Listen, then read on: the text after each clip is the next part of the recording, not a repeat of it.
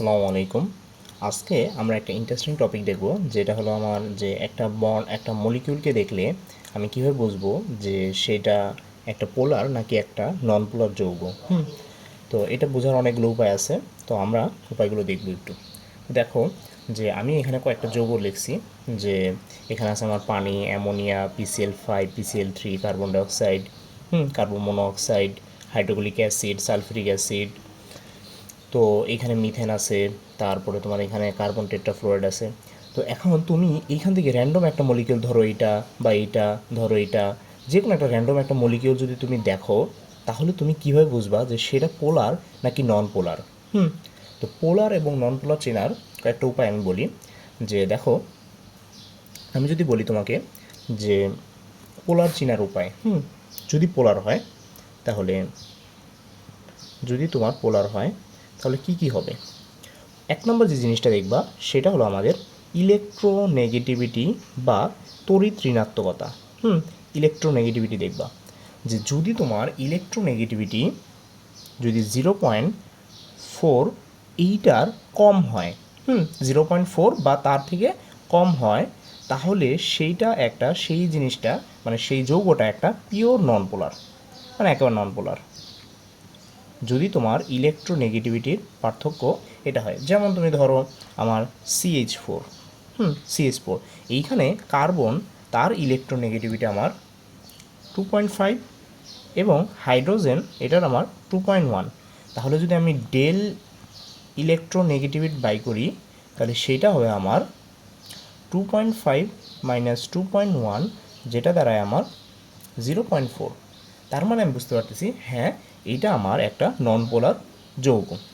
আচ্ছা, যদি তোমার এইটা হয় যে ইলেকট্রোনেগেটিভ 0.5 বা তার বেশি, 0.5 বা তার বেশি যদি হয়, তাহলে সেইটা হবে আমার একটা পোলার বন্ড, পোলার পোলার যৌগ একটা হবে। তো এইটা তো গেল মানে একটা ধাপ। তো দেন তুমি সেকেন্ডে দেখবা যে তোমার, তুমি দেখবা যে শেপ, শেপ কি, যে আমি দেখব যে আমার যে মলিকিউলটা আছে তার শেপটা প্রতিসম বা সিমেট্রিক বা অ্যাসিমেট্রিক নাকি অপ্রতিসম নাকি। তো এটা কিভাবে, যে আমি যদি বলি তোমাকে যে ধরো তোমার কাছে দেওয়া আছে PCl3 এবং PCl5, তুমি কি আমাকে বলতে পারো যে এইখানে কোনটা পোলার কোনটা নন পোলার?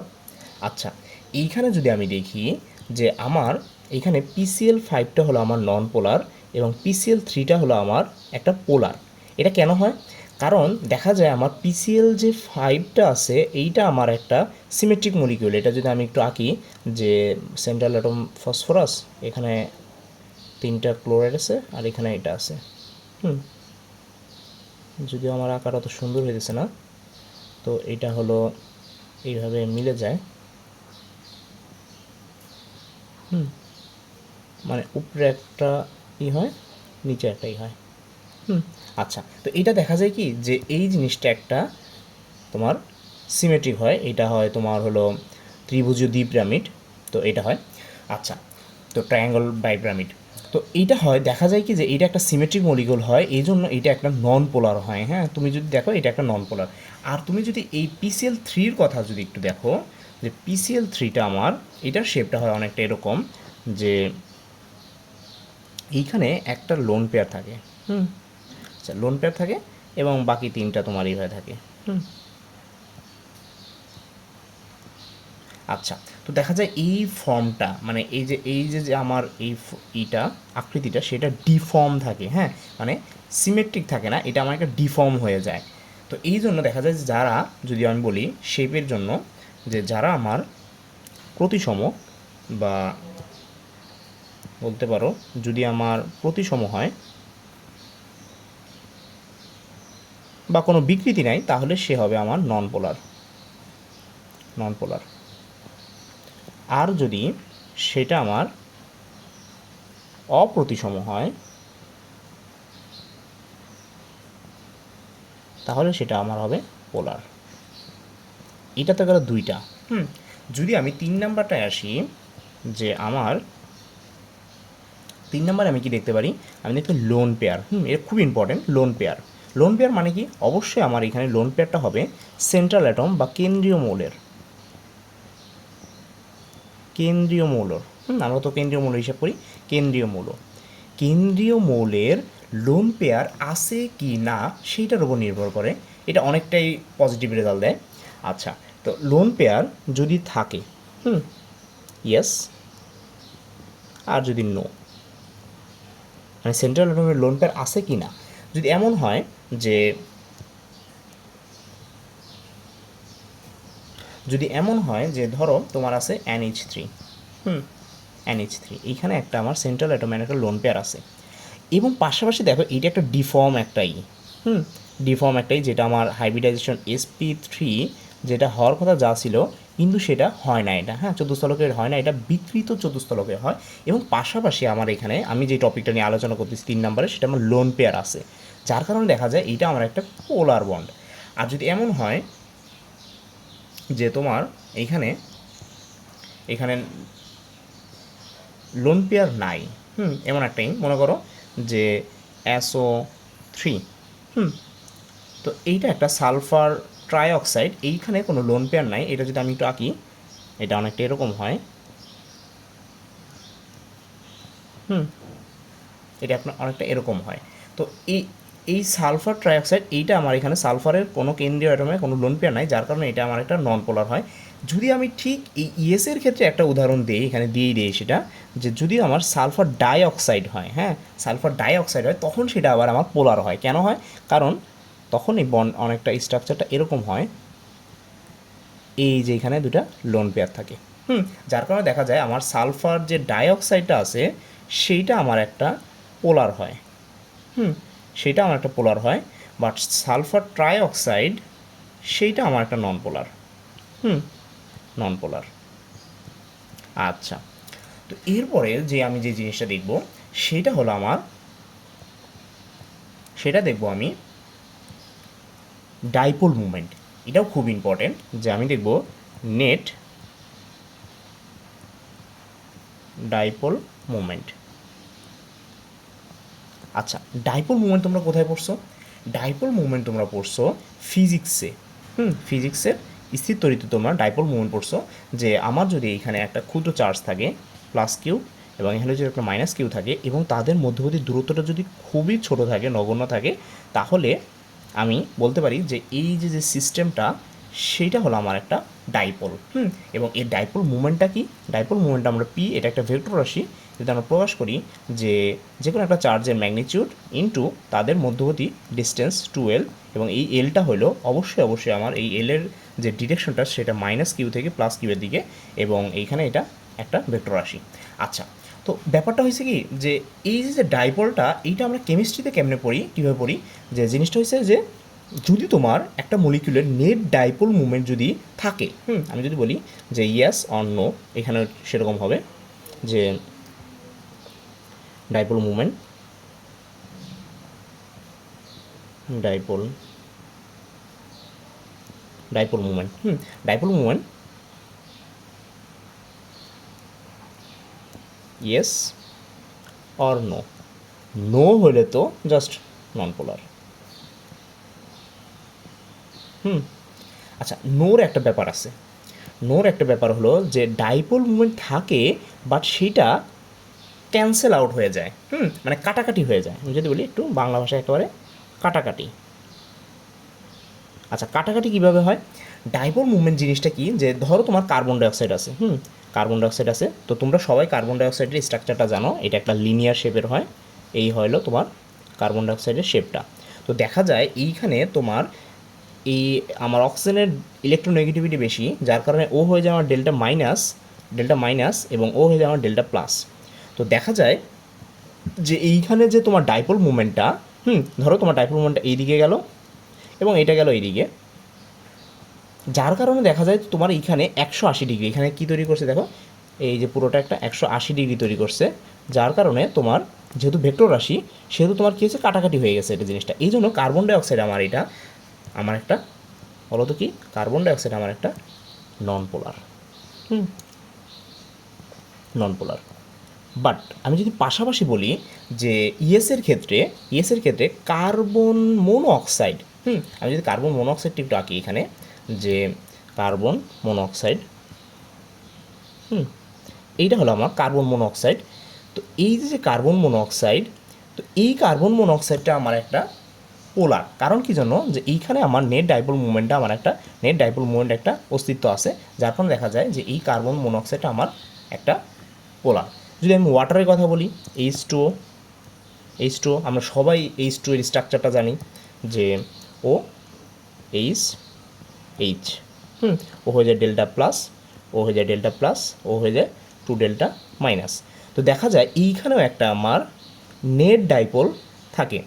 আমি যদি নেট ডাইপোলটা দেখাই, যে এইদিকে ধরো একটা আর এইদিকে ধরো একটা, তো দেখা যায় যে এই দুইটা যে নেট ডাইপোলটা সেটা আমার এই দিকে চলে যায়। আচ্ছা, তো এটা থাকে। তো তোমাদের একটা ইন্টারেস্টিং একটা ব্যাপার বলি, এই যে ডাইপোল মুভমেন্টটা, যে পানির যে ওয়াটারের যে ডাইপোল মুভমেন্টটা, এইটাকে কাজে লাগায় আমার মাইক্রোওয়েভে খাবার গরম করে। তোমরা এটা গুগলে বা সার্চ দিয়ে দেখতে পারো, যে আমার এই যে পানির যে ডাইপোল মুভমেন্টের যে ধর্মটা, এইটার উপরে আমার মাইক্রোওভেনের যে খাবার গরম করে সেটা আমার নির্ভর করে। আচ্ছা, যাই হোক, তো যেটা বলতেছিলাম, যে যদি তোমার ডাইপোল মুভমেন্ট, তুমি নেট ডাইপোল মুভমেন্ট দেখবা, যদি তোমার ডাইপোল মুভমেন্ট একেবারে না থাকে, না থাকে, তাহলে তো সেটা নন পোলার। যদি থাকে আবার কাটাকাটি হয়ে যায়, কাটাকাটিটা একটু মনে রাখতে হবে, কাটাকাটি যদি হয়ে যায়, যে দুই পাশ থেকে সমভাবে চলে যাচ্ছে, তাহলে তোমার সেটা কী বলো এটাকে, যে নন পোলার হবে। আর যদি থাকে, যেমন কার্বন মনোঅক্সাইড, পানি, তারপরে তোমার NH3, এগুলো যদি হয়, তাহলে তোমার সেটা হবে আমার একটা পোলার। আমি যদি বলি সেটা হবে আমার পোলার বন্ড।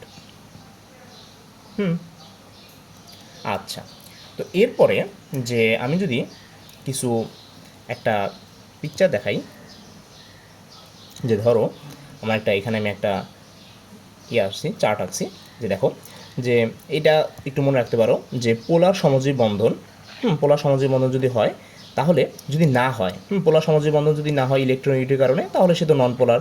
যেমন এফ, যেমন এটা আমি যদি একটুই করি, এখানে এফ এবং এফের মধ্যে বন্ড, এখানে আমার ইলেকট্রোনেগেটিভিটির পার্থক্যের মান 0, বা বলতে পারো CH4, এইখানেও আমার দেখা যায় যে আমার ইলেকট্রোনেগেটিভিটির এটা একেবারে 0, মানে 0 বলতে 0.4 আর কি, তার মানে সে নন পোলার। আর যদি আমার ইয়েস হয় এখানে, যদি আমার ইয়েস হয় এখানে, তাহলে দেখতে হবে আকৃতি দেখতে হবে, বা দেখতে পারো তুমি আমার সেন্ট্রাল অ্যাটমে লোন পেয়ার আছে কিনা। লোন পেয়ার থাকলে সে অবশ্যই আমার হবে। যদি অপ্রতিসম হয় তাহলে পোলার হবে, যেমন NH3, তারপরে পানি, তারপরে সালফার টেট্রাফ্লোরাইড। আর যদি প্রতিসম হয় তাহলে কী হবে, কার্বন ডাইঅক্সাইড, তারপরে কার্বন টেট্রাফ্লোরাইড, এগুলো হবে আমার নন পোলার। আচ্ছা, তো এরপরে আমি একটা দেখি, যে ধরো তোমার কাছে আছে এরকম একটা চিত্র, মানে এই চিত্রটা আমি গুগল থেকে নিয়েছি, যে এখানে দেখো এক চিত্রে তুমি বুঝতে পারবা যে একটা নন পোলার কোভ্যালেন্ট বন্ডটা কী। দেখো, নন পোলার কোভ্যালেন্ট বন্ডে ক্লোরিন এবং ক্লোরিন বন্ড করছে, এবং এইখানে ক্লোরিনের 3টা লোন পেয়ার আছে, ঠিক আছে, বুঝলাম, এখানে ক্লোরিন 3টা লোন পেয়ার আছে, বাট এখানে ক্লোরিন শেয়ার করছে। যেহেতু তারা সিমেট্রিক অ্যাটম, এ এবং এ, মানে আমি যদি একটু লিখি, যে এ এবং এ যদি বন্ড করে কোভ্যালেন্ট বন্ড, তাহলে এ একটা ইলেকট্রন দিবে এবং ও একটা ইলেকট্রন দিবে, এবং দেওয়ার ফলে যার কারণে শেয়ার করানো হবে। বাট এই এর ইলেকট্রোনেগেটিভিটি আর এই এর ইলেকট্রোনেগেটিভিটি দুইটাই সেম, যার কারণে এই বন্ডের ইলেকট্রনটা একেবারে মাঝ বরাবর থাকবে, এইখানে কোনো পোলারিটি সৃষ্টি হবে না। কোনো তড়িৎচক্র যেহেতু পার্থক্য নয়, তার মানে পোলারিটি সৃষ্টি হবে না। এইটা একটা আমার একেবারে পিওর নন পোলার কোভ্যালেন্ট বন্ড। আচ্ছা, তারপরে যেটা দেখাইছে এখানে হাইড্রোক্লোরিক অ্যাসিড, দেখো হাইড্রোক্লোরিক অ্যাসিড এখানে কী হয়েছে, যে আমার ক্লোরিনের যেহেতু ইলেকট্রোনেগেটিভিটি বেশি, তার কারণে বন্ডের ইলেকট্রনটা ক্লোরিন নিজের দিকে নিয়ে নিছে, এই জন্য দেখো এই দিকে একটু বড় হয়ে গেছে এবং এই দিকটি ছোটো হয়ে গেছে। এটা আমার একটা পোলার কোভ্যালেন্ট বন্ড। আর লাস্টে সি নাম্বারে দেখাইছে যে আয়নিক বন্ড কীভাবে হয়। আয়নিক বন্ড হয় কমপ্লিট ইলেকট্রনিক ট্রান্সফার। দেখো, সোডিয়াম তার একটা ইলেকট্রনকে সে ক্লোরিনকে দিয়ে দিতেছে, ক্লোরিনের অষ্টক পূর্ণ হয়ে যেতেছে, এবং আমরা জানি সোডিয়ামেরও অষ্টক পূর্ণ হয়ে যেতেছে। সোডিয়াম হয়ে যেতেছে নিয়নের ইলেকট্রন বিন্যাস, এবং ক্লোরিন হয়ে যেতেছে আমার আর্গনের ইলেকট্রন বিন্যাস। এখানে কমপ্লিট ট্রান্সফার অফ, মানে তোমার ভ্যালেন্স ইলেকট্রন হয়ে যাচ্ছে। তো এটা হচ্ছে আয়নিক বন্ড, এটা হচ্ছে পোলার কোভ্যালেন্ট বন্ড, আর এটা হইতেছে নন পোলার কোভ্যালেন্ট বন্ড। কোভ্যালেন্ট বন্ডের দুইটা মানে টাইপ, একটা হলো নন পোলার, একটা হলো পোলার।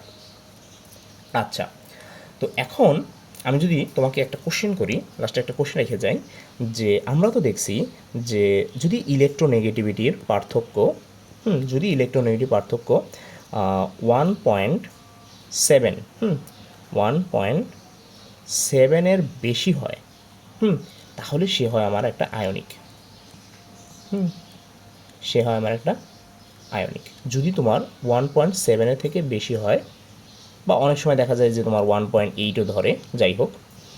তো এখন আমার যেই আছে HF, এটা একটা অ্যাসিড।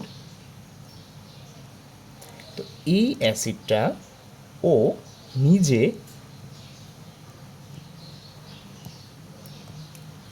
আয়নিক নাকি কোভ্যালেন্ট বা সমযোজী, আয়নিক হবে নাকি কোভ্যালেন্ট হবে, এটা তোমরা আমাকে বলবা। ও কি আয়নিক হবে নাকি কোভ্যালেন্ট হবে? আমি একটু ইনফরমেশন দিয়ে দিই যে এখানে হাইড্রোজেনের তড়িৎদ্রাবণতা 2.1 আর ওর হলো 4, সবচেয়ে বেশি। দেখা যায় ওদের ইলেকট্রোনেগেটিভিটি যে পার্থক্যটা, ডেল ইলেকট্রোনেগেটিভিটি, সেটা হয় আমার 1.9। বুঝতে পারছো? আচ্ছা, তোমরা আমাকে এটা বলবা যে এটা কি আয়নিক, এটা কি আয়নিক নাকি কোভ্যালেন্ট। আচ্ছা, তো আজকে আমাদের এই পর্যন্তই।